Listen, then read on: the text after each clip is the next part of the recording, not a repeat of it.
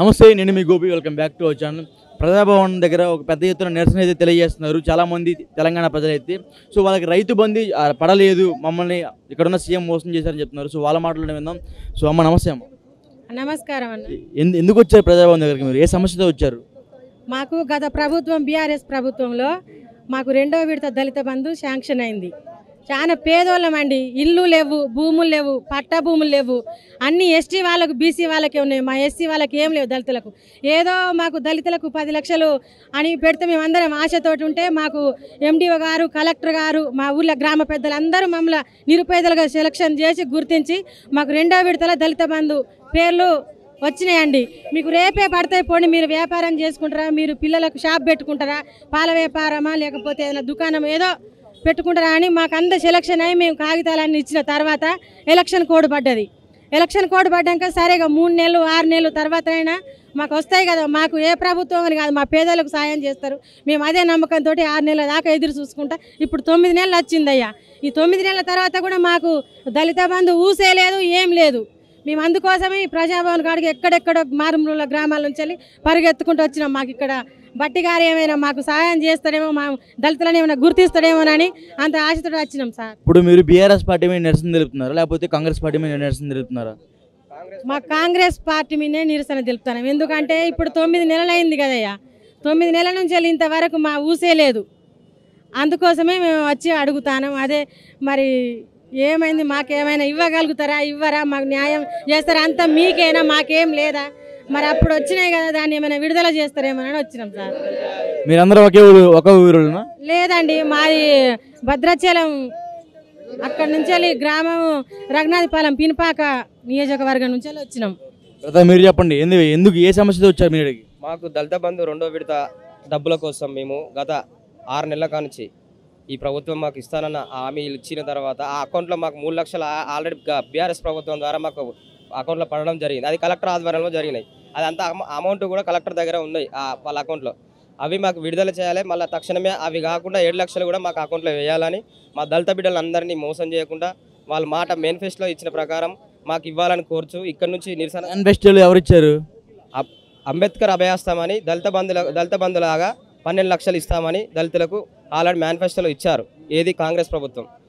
మాకు ఇప్పుడు ఏం జరుగుతుందంటే బీఆర్ఎస్ ప్రభుత్వం ద్వారా 2వ విడతల మా అకౌంట్లో 3 లక్షలు యాడ్ చేయడం జరిగింది. అది ఆ కలెక్టర్ ఆధ్వర్యంలో జరిగినాయి. ఆ కలెక్టర్ అకౌంట్లోనే పడి ఉన్నాయి. అవి కూడా మాకు తక్షణం విడుదల చేయాలని ఇక్కడ దాకా రావడం జరిగింది. ప్రజాభవన్లో కలగడం జరిగింది. ఇప్పుడు వింతపత్రులు కూడా ఇవ్వడం జరిగింది. చాలా మంది ఏమనుకుంటున్నారంటే మిమ్మల్ని ఇక్కడికి బీఆర్ఎస్ నాయకులు పంపించారనుకుంటున్నారు. బీఆర్ఎస్ నాయకుల కోసం వాళ్ళ కోసం రావడం లేదు. మా పని పాట వదిలిపెట్టుకొని, భార్య పిల్లలు వదిలిపెట్టుకొని, తిండి లేక తిప్పిలేక బస్సులు పెట్టుకొని హన్మకొండ జిల్లా పర్కాల నుంచి రావడం జరిగింది. మాకు ఇక్కడ వేరే ప్రభుత్వం వారు మాకు వచ్చేది ఏంది, ఇప్పుడు వాళ్ళు చేసిన హామీ ద్వారానే ఇప్పుడు మాకు 2వ విడత అమలు చేసి వాళ్ళకి ఆల్రెడీ ఇష్యూ చేసిళ్ళు. ఫస్ట్ విడతలు ఆల్రెడీ అమౌంట్ వచ్చేసినాయి. 2వ విడత కూడా ఆల్రెడీ మా అకౌంట్లో 3 లక్షలు పడే ఉన్నాయి. ఆ అకౌంట్ అమౌంట్ కూడా మాకు ఇవ్వాలని కోరుతూ ఇక్కడ దాకా నిరసన కలెక్టర్ దాకా పోయినాం. కలెక్టర్ నుంచి నిరసన తెలుపుకున్నాం. అక్కడ నుంచి మాకు హెడ్ ఆఫీస్ నుంచి మనకు హెడ్ ఆఫీస్ నుంచి మాకు ఏం రాలేదు, మాకు ఇలాంటి ఇన్ఫర్మేషన్ లేదు అని అడుగుతూనే మేము ఇక్కడ దాకా రావడం జరిగింది. ప్రజావాణిలో ఇప్పుడు ఆల్రెడీ మేము వింతపత్రం కూడా ఇవ్వడం జరిగింది. తక్షణమే ఈ మా వినతులు అన్నింటినీ స్వీకరించి మా డిప్యూటీ సీఎం గారు బట్టి విక్రమార్క ద్వారా ఆల్రెడీ మాకు న్యాయం జరుగుతుందని ఆశతో ఇక్కడ దాకా వచ్చడం జరిగింది. మీరు చెప్పండి. మాకు దళిత బంధు కొరకు గత కేసీఆర్ ఉన్నప్పుడు 10 లక్షలు పడుతున్నాయని 2వ విడత మాకు విడుదల అయింది. అదే విధంగా కలెక్టర్ దగ్గర 3 లక్షలు పడి అకౌంట్లో ఆగిపోయినాయి అని చెప్పేశారు. దాన్ని బట్టి 2వ విడత కూడా మీకు రైతు బంధు పడిందా? రైతు బంధు లేదు, మాకు అసలు ఇల్లే లేదు, ఉండడానికి ఇల్లు లేదు, తినడానికి తిండి లేదు, కూలి చేసుకొని బ్రతికే వాళ్ళము. మాకు 2వ విడతలో దళిత బంధు వస్తుందంటే సంతోషపడ్డాము. అది 3 లక్షలు కలెక్టర్ దగ్గర ఆగిపోయినాయి అని అంటే కలెక్టర్ ఆఫీస్కి కూడా పోయినాము, ధర్నాలు చేసినాము, అప్లికేషన్ ఇచ్చినాము. దాని నుండి కూడా ఏం స్పందన లేదు. మాకు అక్కడ ఏ స్పందన లేదు కాబట్టి మాకు అక్కడ స్పందన ఇవ్వడానికి లేదు. మీరు అక్కడికి వెళ్ళాలంటే మేము హైదరాబాద్కి వచ్చినాము, తినడానికి లేక బస్ కిరాయి లేక బాధపడుకుంటాం. ఫ్రీ బస్సే కదా, ఫ్రీ బస్సు మాకు ఏం తెలుస్తుంది, ఇంత దూరం రావాలంటే తెలియదు కదా. వాళ్ళతో రావాలంటే మేము డబ్బులు అడుక్కొని బాకీ తెలంగాణ రాష్ట్రం మొత్తం ఫ్రీ బస్సే కదా. మాకు లేడీస్కి తెలియదు కదా, ఇక్కడ దాకా రావాలంటే అడ్రస్ తెలియదు కదా. అలాంటి పరిస్థితిలో మేము రావడం జరిగింది. మరి అక్షణమే మమ్మల్ని గుర్తించి 2వ విడతగా మాకు తప్పకుండా న్యాయం చేయాలని మరి కాంగ్రెస్ మొదటి విడత వచ్చాయి మీకు? మొదటి విడత వేరే వాళ్ళకి వచ్చింది, మాకు రాలేదు. కాబట్టి 2వ విడతల మరి కాంగ్రెస్ ప్రభుత్వం మమ్మల్ని గుర్తెరిగి మాకు తప్పకుండా ఇవ్వాలని మీ అందరికీ నమస్కారం చేస్తూ ఇలా వస్తే ఎవరు మిగతా వాళ్ళు ఏమనుకుంటారంటే వేరే పార్టీ నాయకులు మిమ్మల్ని పంపించారు, పెద్ద ఎత్తున ధర్నా చేపట్టడానికి పంపించారని చెప్తారు. ఇది మా పర్సనల్గా జరిగే ప్రాబ్లం. ఇది వేరే వాళ్ళు చెప్పడం, వేరే పార్టీలు మమ్మల్ని పంపడం వాళ్ళకి ఏం రాదు కదా. మా కష్టాలు మేము తెలియజేయడం కొరకు, మేము విన్నవించుకోవడం కొరకు రావడం జరిగింది.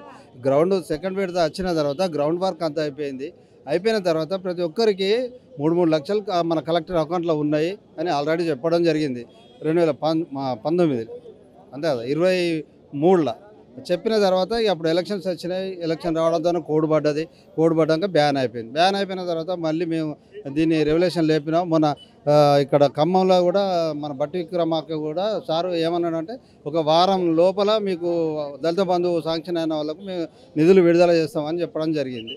ఇప్పటివరకు చేయలేదు. మేము కలెక్టర్ దగ్గర కూడా పోయి వినతి పత్రం ఇచ్చిన తర్వాత వాళ్ళు ఏమంటారంటే మాకు ఎలాంటి పైన ఆర్డర్స్ ఏం లేవు, ఒకవేళ వస్తే మేము ఇంటిమేషన్ ఇస్తామని తప్ప మా చేతులు ఏం లేదని కలెక్టర్ వారు అన్న తర్వాత మళ్ళీ మీరు ఇప్పుడు ప్రజాభవన్ దగ్గరికి వచ్చారు, మీకు న్యాయం జరిగింది అనుకుంటున్నారా?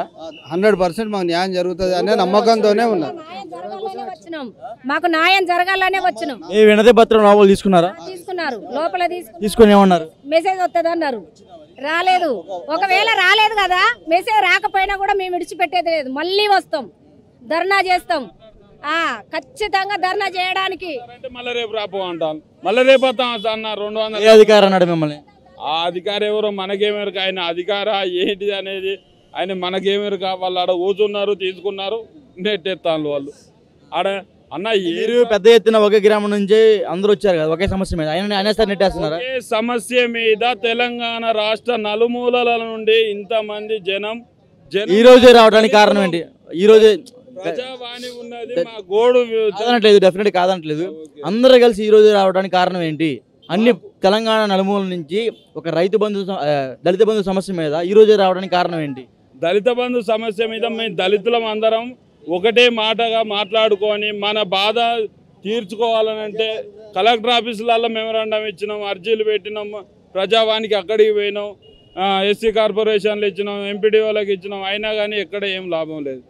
తెలంగాణ భవన్కే పోయి ప్రజాభవన్కే పోయి మనం వినతులు ఇస్తే అక్కడ మంత్రులు ముఖ్యమంత్రి ఇక్కడనే కూర్చుంటా అన్నాడు కదా. అయితే వాళ్ళకే మనం డైరెక్ట్ ముఖ్యమంత్రి గారు ఎవరు లేరు ఆడ ఎవరు లేరు, ఎవరున్నారో తెలియదు. కానీ పోలీసు వాళ్ళు మాత్రం ఉన్నారు. వాళ్ళు ఏందన్నా రిసిప్ట్ ఇవ్వవా అంటే నెట్టేస్తాను, అందులో ఏం రాసినామో చూస్తలేరు. ఈ ప్రభుత్వానికి దళితుల మీద చిత్తశుద్ధి ఉంటే వెంటనే 2వ విడత నిధులను మంజూరు చేసి దళితులను న్యాయం చేసి ఆదుకోవాలని వీరిని మనస్ఫూర్తిగా కోరుకుంటున్నాం. డెఫినెట్గా మీకు అందరికీ న్యాయం జరగాలని మేము కోరుకుంటున్నాము. ఇంకా చాలామంది మనతో మాట్లాడాల్సిన చాలా మంది ఉన్నారు. సో వాళ్ళతో మనం మాట్లాడే ప్రయత్నం చేద్దారండి. దళిత బంధు సమస్య మాది సిద్దిపేట జిల్లా బెజ్జంకి మండలం వడ్లూరు విలేజ్. మాకు గత ప్రభుత్వం చేపట్టినటువంటి దళిత బంధు కార్యక్రమంలో భాగంగా 2వ విడత దళిత బంధులో మా పేర్లు రావడం జరిగింది, ఎంపిక చేయడం జరిగింది.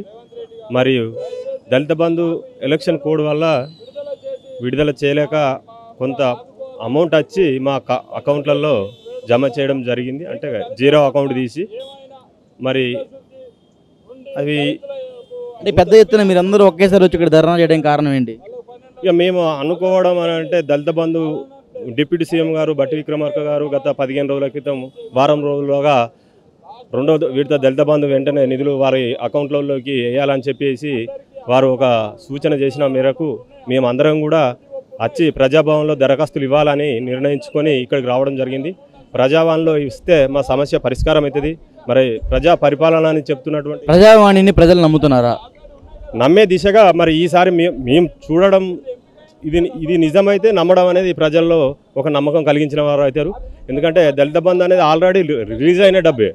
ఆ రిలీజ్ అయిన డబ్బును మాకు వెంటనే విడుదల చేసి మా అకౌంట్లలో ఆర్థికంగా అభివృద్ధి చేయడానికి దళితుల పక్షాన ప్రభుత్వం ఉంటుంది అని చెప్పి నిదర్శనంగా వారికి సూచించాలి, మాకు ఆదుకోవాలని చెప్పి. చాలామంది ఏమంటారంటే ఇతర పార్టీ నాయకులు మిమ్మల్ని ఇక్కడికి పంపారన్నారు, మీరేమంటారు? అదే పార్టీ నాయకులు కొంతమంది వ్యక్తులు దుష్ప్రచారాన్ని మేము తిప్పుకొట్టడం జరుగుతూ ఉన్నది.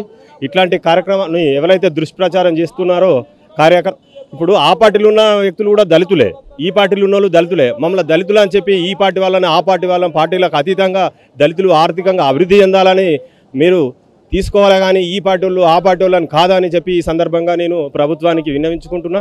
ఎందుకంటే ప్రభుత్వం మాకు ఇచ్చినటువంటి 10 లక్షలు ఏదైతే ఉందో ఇప్పుడు ఉన్న ప్రభుత్వం అంబేద్కర్ అభయాస్తం కింద 12 లక్షలు అయితే ఏదైతే ఇస్తా అన్నదో దాన్ని కూడా ఇవ్వాలి.